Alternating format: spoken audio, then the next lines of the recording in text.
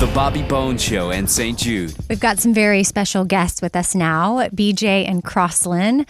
Now, Crosslyn, you're a patient at St. Jude. And then, BJ, you're her mom. Yes. Yeah, so Mom, what was the experience like for you? Because this was just a year ago, correct? It was a year ago. And so how it was old last July. Crosslyn when She was 11 when we happening? discovered the tumor, and we discovered it at our local hospital. Our local PCP is very thorough and had ordered a CAT scan. And then shortly after, she said we were on our way to Tulsa to the Children's Hospital there, which is a local affiliate of St. Jude too. And Mom, what about you going there knowing like you need to worry about your child? And I think Dad is here too. He's off mic, but as parents, just that overwhelming feeling of, you know, all of your energy now needs to go to this. What was it like knowing the relief that now you're at a hospital that handles everything for you, including all bills and travel? There's a lot of what ifs and unknowns when you face a situation like this, and you go into it very quickly because you want everything. The urgency, the sense of urgency is there, wanting to get it taken care of quickly and wanting to get treatment started as quickly as possible. And St. Jude steps in and takes away a lot of the burden and lets you focus on treatment and the healing of your child.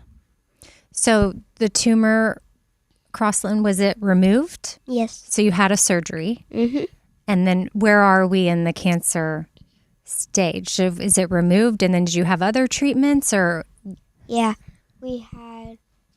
So she had a full resection through a craniotomy at Tulsa. And then it was about 6 weeks after that, I guess, she started riding horses again and competing. And then the following weekend is when we went to St. Jude and we started treatment, and they did 32 rounds of radiation. She asked to drive back every weekend home. And so we did. And she continued to rodeo on the weekends that we were home with her family. And then we had a short break. We had a short break for about 6 weeks and then started the chemo treatment the first week of December. Wow. And did 4 rounds of chemo. Well, before we talk more about your time at St. Jude and your treatments and what that was all like, since you mentioned that you wanted to go home every weekend to rodeo, tell us about your horse and what does going home to rodeo mean for anybody that may not be familiar? Going home to rodeo is like family rodeo. I have a horse named Dolly, and she's a Palomino. I rode her about every day that weekend, and I really missed her. I missed her and Merritt. That's your sister? Yes. Yeah. And we did barrels and trail every weekend. That's amazing that you had surgery and then 6 weeks later you're back on your horse. That had to feel good. Yeah. Because I know you've got your own therapy horse at home, but if you're not at home, the therapy dogs are probably pretty cool. Yeah. What about you, Mom? The drive back and forth is a lot, and it does wear on you because we did drive back and forth for our jobs and to continue working throughout this journey. St. Jude just supports the whole family, and they're there to let you focus on the healing. I can't say that enough. The support that they provide to the family as a whole, not just the patient. There were parents there that this was the only home they had during this time because they lost their homes. And so the housing at St. Jude, that was it. That's what they had. And that support system is huge. Yeah. So when you become a partner in hope, one partner in hope, for example, that could provide 10 days of meals for a St. Jude family. 2 partners in hope, 36 blood tests for a St. Jude patient, which I'm sure you probably had to get a lot of blood work. Yeah. 3 partners in hope, 3 days of oxygen for a St. Jude patient. If 11 people were to sign up right now, that's 9 hours of physical therapy for a St. Jude patient, which after surgery or after different treatments, you have to train your body to do certain things again.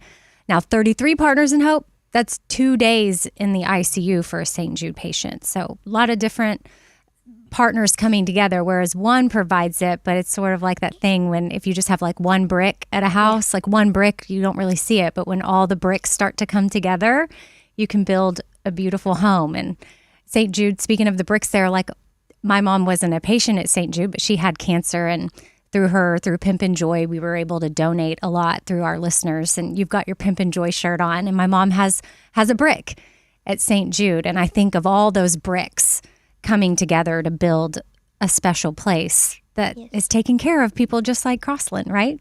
Yeah. Yeah. So we need a lot of people to come together to make that happen. So when you support St. Jude Children's Research Hospital, you are helping an organization that has helped push the overall childhood cancer survival rate from 20%. Get this, Crosslyn, I don't know if you know this statistic, but it was at 20%, and now it's at more than 80%. And you are living proof of that. You're part of that. And together with St. Jude, we're not going to stop fighting until no child dies from cancer. And you can become a partner in hope for just $19 a month. You'll help people just like Crosslyn fight cancer.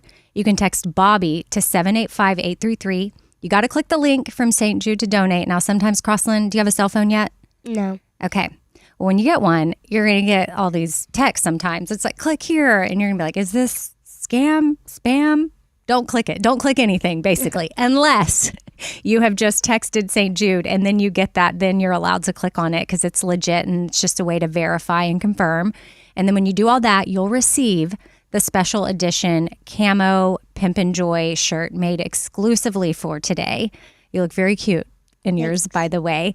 And if you want to become a partner in hope, again, that's just text Bobby, B-O-B-B-Y, to 785-833, or you can call. Sometimes you want to be old school, call. You can call 1-800-795-1800.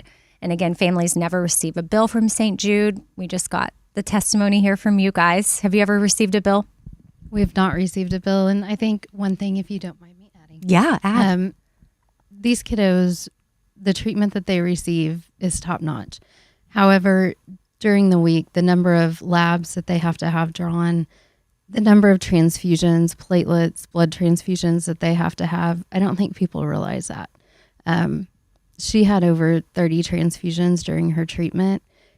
And if you were at a hospital and receiving a bill for that, it would be outlandish. Mm-hmm. Yeah, no, I can't imagine. Astronomical, I'm sure. And the thing is, there's research hospital in the name. So while they're also treating patients like Crosslyn, they're collecting data and information. So that's cool. Crosslyn, you're a part of a process that is helping save other kids through your blood work and through your surgery, through your radiation. Like there's learning that's happening and research that's happening all the time, and they spread that with hospitals all around the world. So it's not like they're gatekeeping it. So this data and information research is being collected. It's being shared with other hospitals. Like, hey, we just realized this. You should try this out. And then it's saving lives elsewhere. And they receive patients from all around the world as well.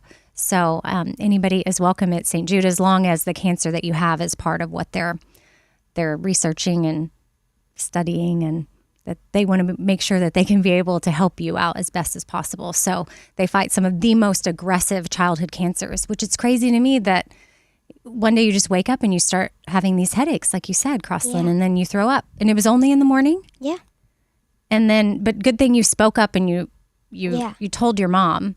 How long do you think that went on before you were like, wow, we should probably book an appointment? Because I'm curious as a mom too, like thinking of times where my daughter's been like, oh, I have a headache, and I'm sort of like, here, I'm sure you'll be fine, just take something. The headaches were a little different looking back. They were just of a morning. A lot of times it would make her nauseous. However, there was a stomach bug going around. And so at first they thought it was just a stomach bug. And then as it progressed, we thought, no, we need to do a little deeper digging. And so our doctor's office said, come in, we'll do labs, and we'll do a CAT scan. And that's when it showed. Mm-hmm. What is something that has inspired you, BJ, watching your daughter go through something like this? How has she inspired you? Crosslyn has been very courageous and determined and very gritty during this journey. She has lifted others when we should be the ones lifting her. Many times the doctors and nurses would come in to lift her spirits, and it would end up the other way around. She would end up lifting their spirits, and by the end, we'd all end up in tears. But one of her nurse practitioners had a dog pass away right before we walked into that appointment. And so she was coming in, her heart was hurting, and she had had that dog since her childhood. And Crosslyn was giving her hugs and lifting her spirits, and they were both giggling by the end. But she said, "Crosslyn, this is not right. I'm supposed to be lifting you up." But they're very special. They become family. They really do. And even though we're at home, Crosslyn misses her St. Jude family too. Yeah, I feel like it's probably going to be people you remember for the rest of your life. And it's a very special moment and a safe space where you can be vulnerable and share all emotions. Yep. I think that's cool. Thank you for sharing that story of how Crosslyn was able to be there for her nurse, and their nurse being like, wait a second, this is supposed to be the other way around. But I'm sure for you, it felt good to give that back. Yeah. What's your favorite thing about St. Jude, Crosslyn? The second floor. Tell us about the second floor. So it's like where no doctors can come in. Okay. And that's even better. There's a music room. There's a guitar. There's a lot of musical instruments and stuff. And we got this like little area for our art room, and then they have this little kids area playing. And then there's like in the little crafty room, there's like a 3D printing, a Cricut, sewing. Do you sew? No, not really. Well, you have the my cutest. chicken. You sewed your what? I sewed a chicken. Okay. A chicken? Like a stuffed chicken? Yeah. Okay. It was a craft that they had one day, and Sarah, that is there on second floor, she coordinates that, and she coordinates the sewing, and she comes up with the neatest things for the kids to sew, and they can either hand stitch them or stitch them on the machines that they have there. They do have the 3D printing, and the kids are able to go up there and do some 3D printing. They have a couple of new machines. They can utilize the silhouettes up there. There is a studio where they can sing, a lot of guitars, a piano. It's a very neat area, and it lets them just be kids. I love that. And enjoy time. When you said there was a sewing machine, I can't help but admire your hair bonnet, your head bonnet. Yeah. It is the cutest thing, and I didn't know if maybe that was something you sewed and put together. No. Our neighbor makes it. Yeah. Oh, really? Yeah. Okay. It's very kind, but yes, she made those. Oh, that is really special to have a neighbor that can. That's talent, and that's cute. Because sometimes the hair bonnets, it's tricky. Yeah. You got to be able to have something to pull it off cute, and like you're rocking it in style. So let's talk about your future now that Yeah. you have had this experience. Where do you see yourself? Like, what does Crosslyn want to do when she grows up? Be a doctor. You do. Did this experience shape that? Yeah. Because I used to be like a teacher or a nail artist, but now I want to be a doctor. I want to be in the infusion room where they like get blood and stuff. I'm going to be the one with all the cool Band-Aids. Yeah. Okay. Well, you seem pretty set on that. I feel like, and how old are you again? 12. So you know at 12 what you're going to be. I have no doubt that is probably what you will end up doing because of the determination that just came out of your mouth. And your mom already described you as a determined person. I think I read somewhere too that your dad described you as an old soul. Yeah. Would you say that's true? Yeah. Mm-hmm. And you have a belt buckle on right now. What is that? It's a never give up.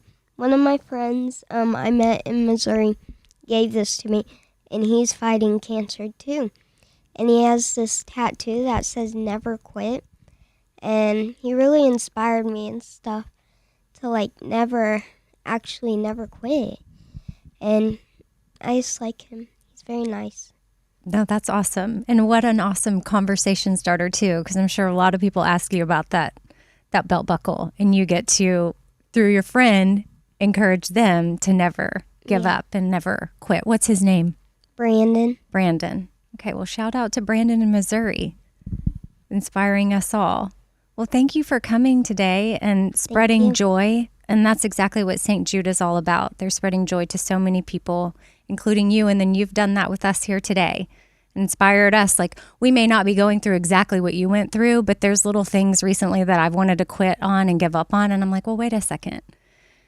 If Crosslyn can do this, I can certainly, find the strength to not give up on these other little things in life. So thank you for sharing some of your story. And thank you, BJ. As a mom, I know it's not easy. I see, or is there some emotion happening for you right now?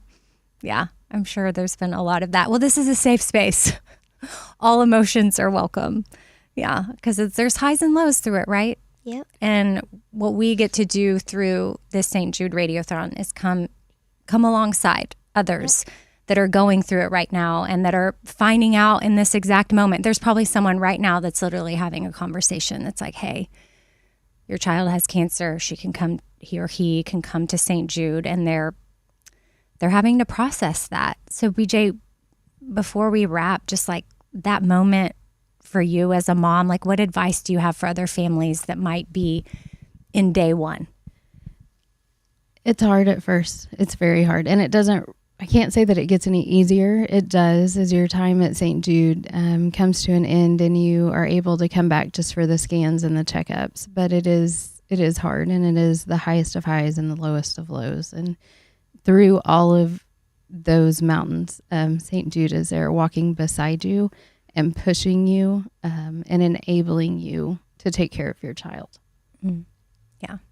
They're definitely a partner. Like, people are becoming partners in hope through this, but that's what St. Jude is to the families. They're coming alongside you and, like you said, enabling you to do what you need to do, which is take care of your kid, and then they're going to do everything they can to save your child as well. So thank you for coming by, and thanks to those that are listening. Again, if you want to become a partner in hope, it's just $19 a month, and you're going to be helping kids at St. Jude fight cancer. You can text Bobby, that's BOBBY, to 785-833. Again, click the link from St. Jude to donate when you do that.